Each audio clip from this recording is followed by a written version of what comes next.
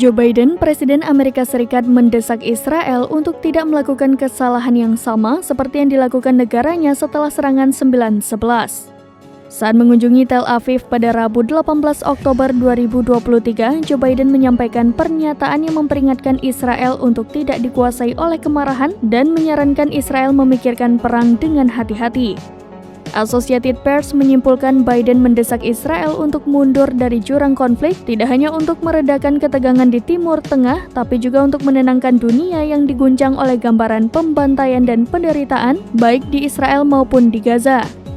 Joe Biden telah lama menganjurkan agar pasukan Amerika Serikat tidak terus-terusan berada di Afghanistan selama masa kepresidenan Barack Obama, menurut laporan Reuters. Ia menyuarakan dengan keras mengenai keyakinannya bahwa militer Amerika Serikat sudah terlalu lama berada di sana.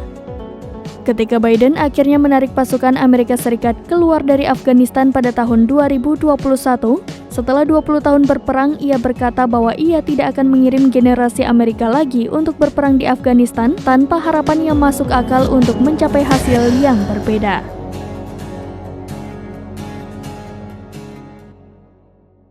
Download Tribun X sekarang, menghadirkan lokal menjadi Indonesia.